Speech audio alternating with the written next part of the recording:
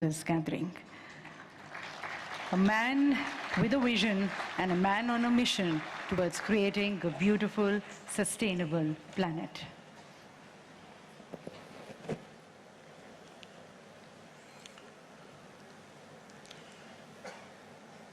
My friend Prime Minister Ralph Gonsalves,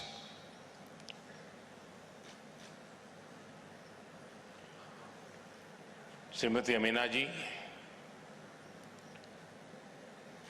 Ibrahim Chiao, my minister colleague Prakash Javadekar, Babul Supriyo, Excellencies, ladies and gentlemen, I welcome you all to India for the 14th session of the Conference of Parties to the United Nations Convention to combat desertification. I thank the Executive Secretary, Mr. Ibrahim Chiao, for having brought this convention to India. The record registration of this program reflects the global commitment to the task of reversing land degradation. India also looks forward to making an effective contribution as we take over the co-presidency for a 2-year term. Friends, for ages, we in India have always given importance to land. In Indian culture, the earth is held as sacred and treated as a mother. While getting up in morning, when we touch the earth with our feet, we seek forgiveness of Mother Earth by praying Samudravasane Devi Parvatastana Mandale Vishnu Patni Namastubhyam Padasparsam Kshamaswame. Friends, climate and environment impact both biodiversity and land. It is widely accepted that the world is facing the negative impact of climate change. This is seen in a loss of land and plants and animal species facing threats of becoming extinct. Climate change is also leading to land degradation of various kinds, be it due to rise in sea levels and wave action, erratic rainfall and storms, and sandstorms caused by hot temperatures. Ladies and gentlemen, India has hosted global gathering through the COP for all the 3 conventions.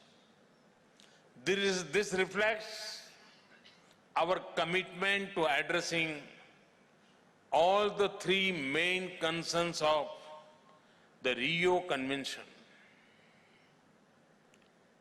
Going forward, India would be happy to propose initiatives for greater South-South cooperation in addressing issue of climate change, biodiversity, and land degradation. Friends, you will be shocked to know that desertification affects over 2/3 of the countries of the world. This makes a compelling case for action on land front. Combine this with the water crisis facing the world. Because when we address degraded lands, we also address water scarcity. Augmenting water supply, enhancing water recharge, slowing down water runoff, and retaining moisture in the soil are all parts of a holistic land and water strategy. I call upon the leadership of UNCCD to create a global water action agenda which is central to the land degradation neutrality strategy.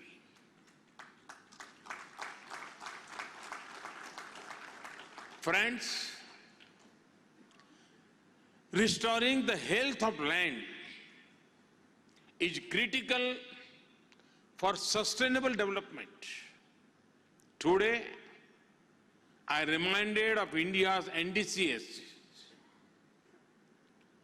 that were submitted at the Paris COP at the UNFCCC. It highlighted India's deep cultural roots of maintaining a healthy balance between land, water, air, trees, and all living beings. Friends, it would make you happy that India has been able to increase its tree cover. Between 2015 to 2017, India's tree and forest cover has been increased by 0.8 million hectares.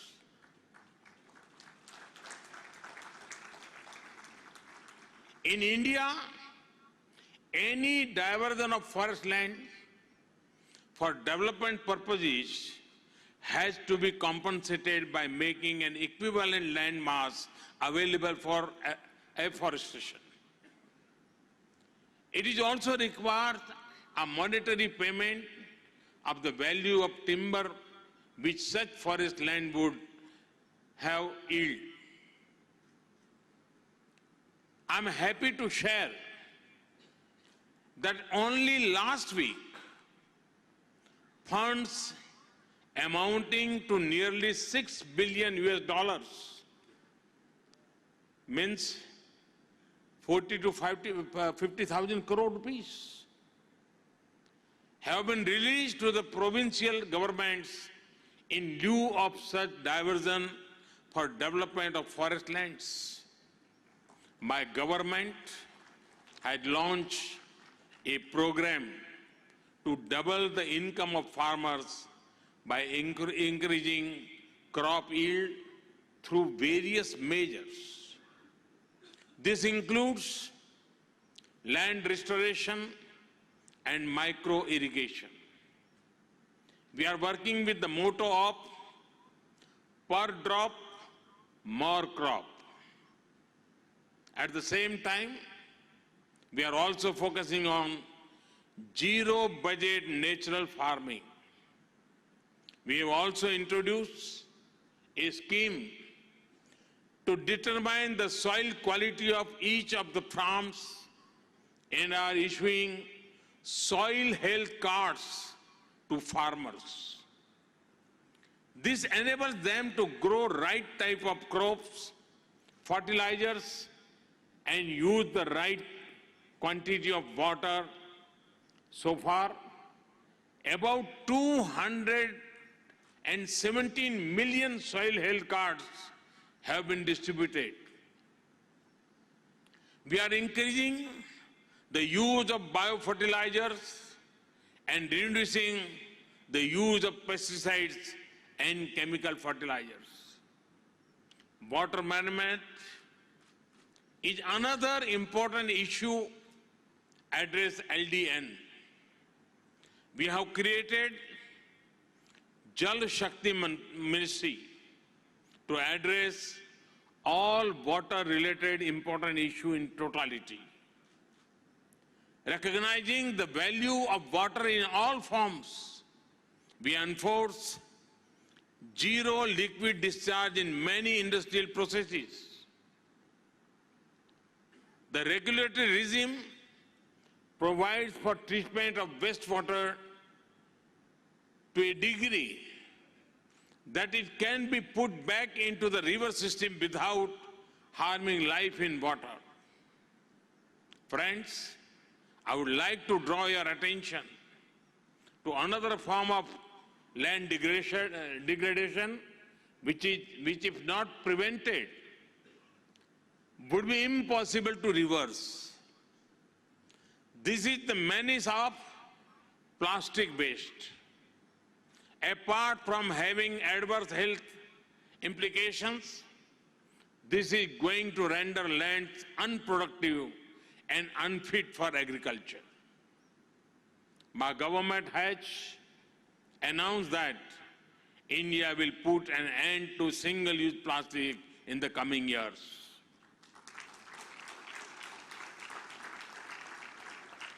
We are committed to development of environment-friendly substitutes and also an efficient plastic collection and disposal method. I believe the time has come for even the world to say goodbye to single-use plastic. Friends, human empowerment is closely linked to the state of the environment. Be it harnessing water resources or reducing usage of single-use plastic, the way ahead is behavioral change. It is only when all sections of society decide to achieve something we can see the desired results. We may introduce any number of frameworks, but real change will be powered by teamwork on the ground. India saw this in the case of the Swachh Bharat mission. People from all walks of life took part and ensured sanitation coverage was up from 38% in 2014 to 99% today. I am seeing the same spirit when it comes to ensuring the end of single-use plastic. Youngsters in particular are most supportive and are taking the lead to bring positive change. The media is also playing a very valuable role. Friends, I would like to make further commitment to the global land agenda. I also offer India's support to those countries who may like to understand and adopt some of the LDN strategies that have succeeded in India. From this forum, I would like to announce that India would raise its ambition of the total area that would be restored from its land degradation status from 21 million hectares to 26 million hectares between now and 2030.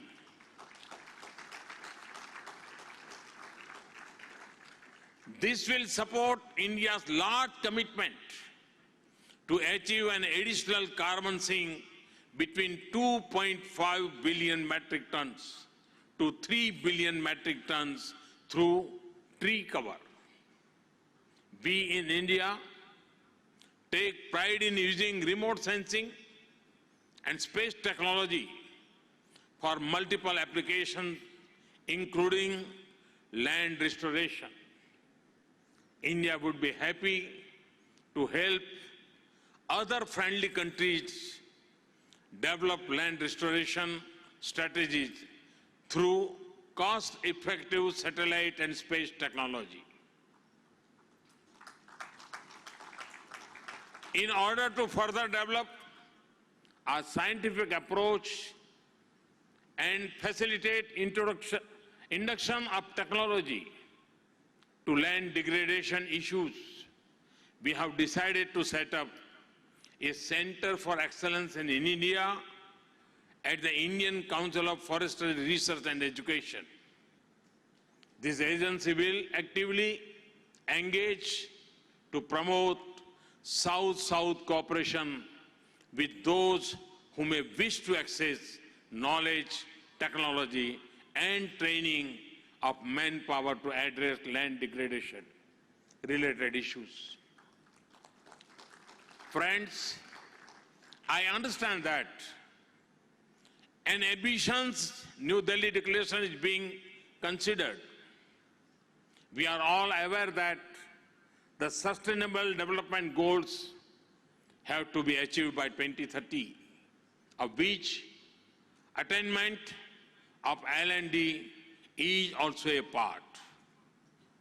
I wish you well as you deliberate further towards proposing a global strategy for land degradation neutrality. I would end by saying a very popular prayer from one of our oldest scriptures.